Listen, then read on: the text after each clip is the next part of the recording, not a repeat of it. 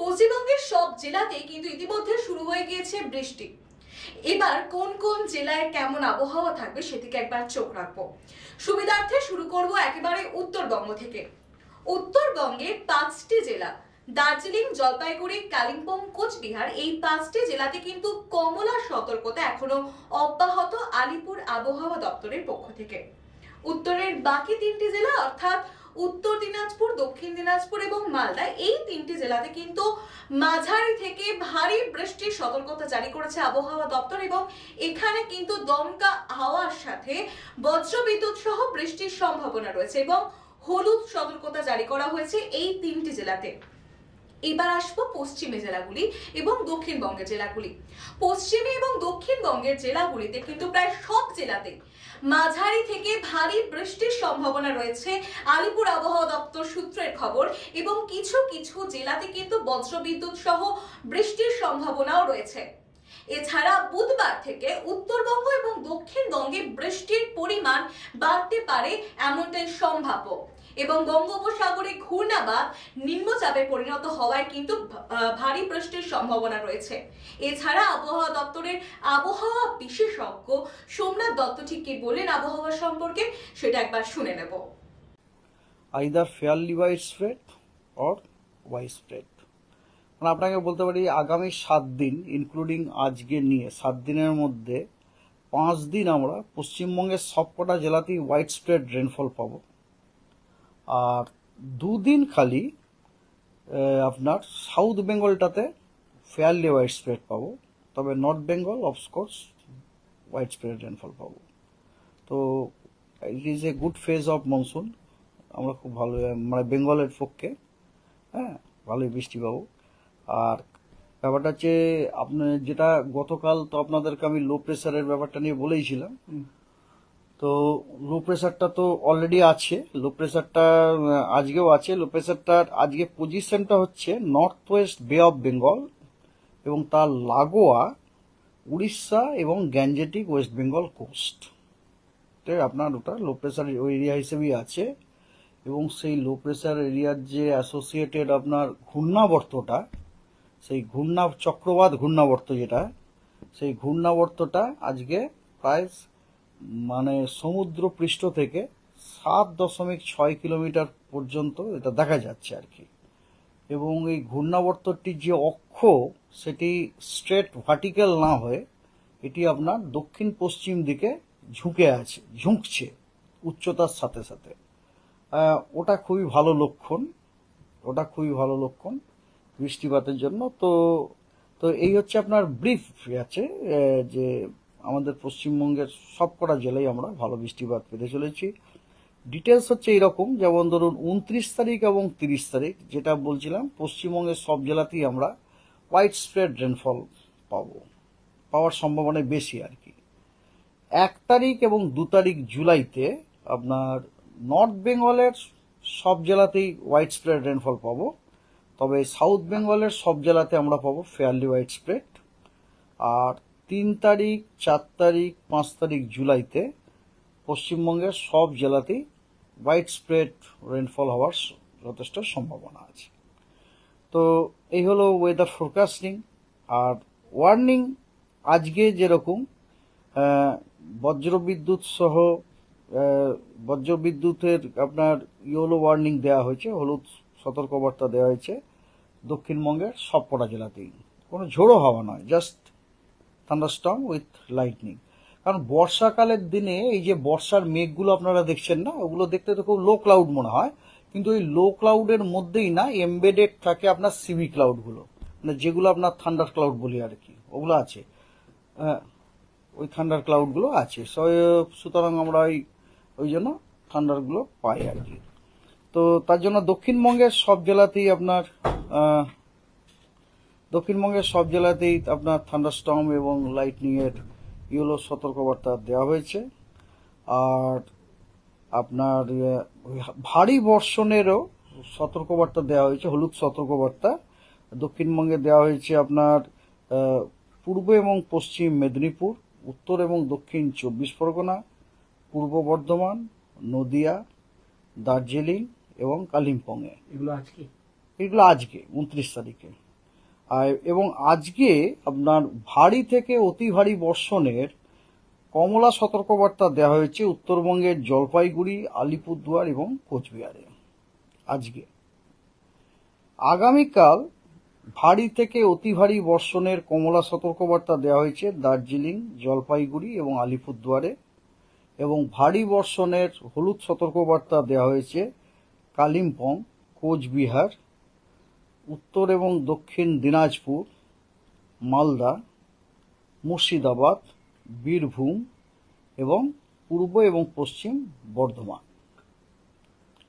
আর 29-30 হয়ে গেল।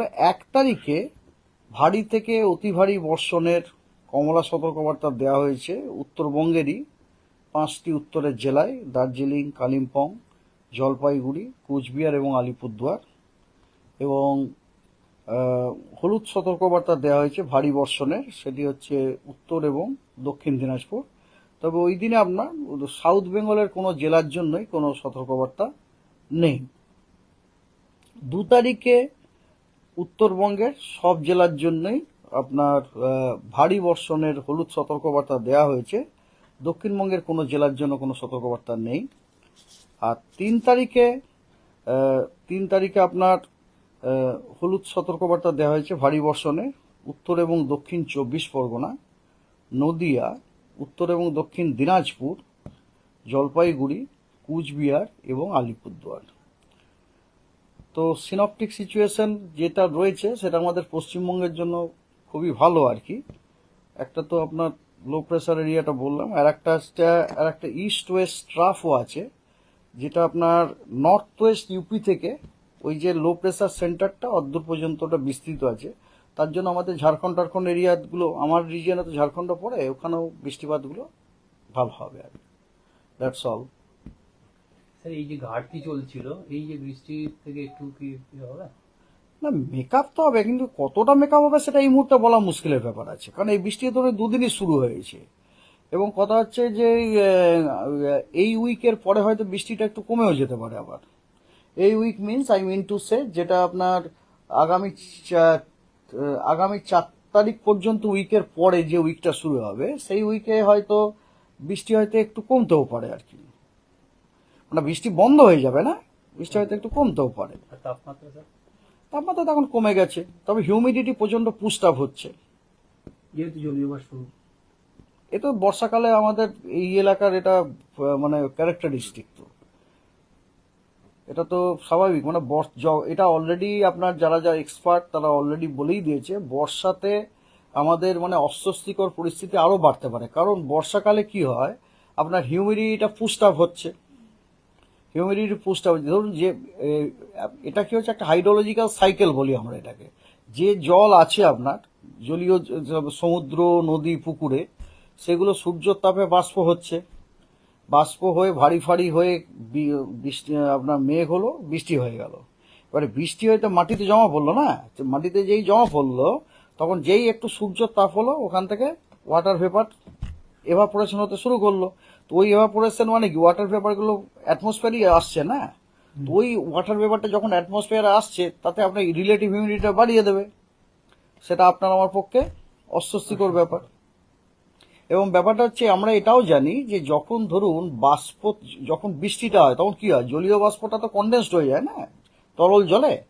এবং আমরা ছোটবেলাতে পড়েছি না, যখন জলীয় বাষ্প তরল জলে রূপান্তরিত হয় তখন লিন তাপ বেরোয়, তাই না? এই যে লিন তাপটা বেরোচ্ছে, লিন তাপটা তো পরিবেশেই থেকে গেল, সেই অস্বস্তিটা হবে। এটা আমাদের সাইন্টিফিক ল্যাঙ্গুয়েজে বলি যে অ্যাটমসফিয়ারে লেটেন্ট হিট বেড়ে যাচ্ছে, অ্যাটমসফিয়ারে ময়েশ্চার পুশ আপ হচ্ছে, যে কারণে আমাদের রিলেটিভ হিউমিডিটি বেড়ে যাচ্ছে এবং তার সাথে গরম পড়তে হবে। এই যে দেখুন, ঘরে আপনাকে যদিও আপনার ম্যাক্সিমাম টেম্পারেচার অনেক কমে গেছে, আপনি টেম্পারেচার সেরকম পাবেন না, কিন্তু তবুও কিন্তু আপনি ঘরে এসি না চালিয়ে থাকতে পারবেন না, পাখার হাওয়াটাও খুব একটা অস্বস্তিকর নয়। হ্যাঁ, এই এলাকার এইরকমই। কিন্তু ধরুন ব্যাঙ্গালোর বা পুনে টুনে এরিয়াতে ওই সমস্ত জায়গাতে একবার যে বৃষ্টি, ওখানকার মাটিরই ধর্ম ওই রকম আর কি, যে একবার বৃষ্টি হলে সঙ্গে কোল্ড হয়ে যায় আর কি। ওখানে এত আপনার রিলেটিভ হিউমিডিটি এত বেশি হয় না। স্যার, একটা আপনি মানে যখন বর্ষাকাল আসবে বা বর্ষার একেবারে আসার সময় বলা হয়েছিল যে আপনারা একটা মৌসুম ভবন থেকেও বলেছিল, আপনারাও বলেছিলেন প্রায় 106% বৃষ্টি অল ওভার ইন্ডিয়া। হ্যাঁ কারণ এখন আমরা তাই বলছি। মানে আমরা গত বছর যেটা দেখেছিলাম যে বর্ষা তার দৌড়টা শেষ করেছিল একেবারে মোটামুটি মিনিমাইজ নিয়ে এসেছিল, 19% কম ছিল, যা আপনাদের ভাষায় বলা যায় প্রায় স্বাভাবিক। কিন্তু 19% 22%-এর মধ্যে একটা না ডেফিসিয়েন্ট ছিল, সেটা আপনারা বলেন যে প্রায় নরমাল। নো ডেফিসিয়েন্ট, ওটা তো প্রায়, ওটা হচ্ছে 9 বলছি, 9। হ্যাঁ 9 যদি, নট 19, -9 যদি হয় বা -9 বা 10 -10 হলে ওটাকে নর্মাল, আচ্ছা -19 হলে ওটাকে নর্মাল নয়। আচ্ছা, তা এবছর কি এই যে না এবছরে অলরেডি আমাদের প্রেডিকশন আছে অল ওভার ইন্ডিয়াতে আমাদের অ্যাবাভ নর্মাল হওয়ার সম্ভাবনাটাই ম্যাক্সিমাম বেশি। তবে দক্ষিণবঙ্গে কিন্তু আমি আপনাদেরও আগে বলেছি, দক্ষিণবঙ্গের ব্যাপারেও কিন্তু আমাদের ডিপার্টমেন্ট অলরেডি জানিয়ে দিয়েছে, দক্ষিণবঙ্গে কিন্তু আপনার স্বাভাবিকের থেকে কম বৃষ্টিপাত হওয়ার সম্ভাবনাটাই বেশি। প্রবাবিলিটি যদি বলেন স্বাভাবিক বা স্বাভাবিকের থেকে বেশি হওয়ার সম্ভাবনা অনেক কম, স্বাভাবিকের থেকে কম হওয়ার সম্ভাবনাটা বেশি দক্ষিণবঙ্গতে, not Uttarbanga. That I have told several times. আপনাদেরকে এর আগেও বলেছিলাম, মে মাসে যখন আমাদের ডিপার্টমেন্ট আউটলুক দিয়ে দিল, আমি যখন আপনাদের কাছে এটা শেয়ার করেছিলাম, তখন স্পেশালি আমি বলেছিলাম যে দক্ষিণবঙ্গের জন্য কিন্তু আপনার বৃষ্টিপাতের এটা কম। তাও জুনটা তো মারাই গেল, ধরুন জুনটা তো চলেই গেল, জুনে তো ধরুন কিছুই আমরা পাইনি বলতে গেলে, তাই না? এবার জুলাইটা হয়েছে, জুলাইয়ের প্রথম দিকে কিছুটা পাবো গেলে, তার মধ্যে কি যেই শুরু হয় মনসুন, যেই শুরু হয়েছে মনসুনের নিজস্ব একটা ইন্টারসিজনাল ভেরিয়েবিলিটি থাকে। You can't expect that entire monsoon সিজনে প্রতিদিন আপনার বৃষ্টি হবে, এটা কখনো হয় না। তার নিজস্ব একটা ইন্টারসিজনাল ভেরিয়েবিলিটি আছে, কিছুদিন ভালো বৃষ্টি হবে, তারপর বৃষ্টি আর হবে না। সেটা ধরুন তাদের পক্ষেই ভালো যারা অলরেডি অনেক বেশি পেয়ে গেছে, কিন্তু যারা ধরুন অলরেডি কম পেয়েছে তাদের ক্ষেত্রে ধরুন পেতে পেতে আবার যদি কমে যায়, তাহলে তো বুঝতেই পারছেন দক্ষিণবঙ্গে কপাল খারাপ। হ্যাঁ, that already predicted. India Meteorological Department 27 May predicted, and it has been shared this information to all the state government authorities, top authorities, including Chief Secretary. আরে এইটাই কি, এই যে ধরুন মানে চাষাবাদের ক্ষেত্রে কি প্রভাব পড়তে পারে এখন? কারণ সবজির দর বাড়ছে, বলছে যে এই গরমের কারণেই সবজি। তবে একটু তো ধরুন বৃষ্টি বাদলা হলে একটু তো ভালো সুবিধা হওয়ার কথা আর কি, একটু তো সুবিধা হবে। এগ্রিকালচারাল মিনিস্টার জানে, they are taking care, actually they are taking care.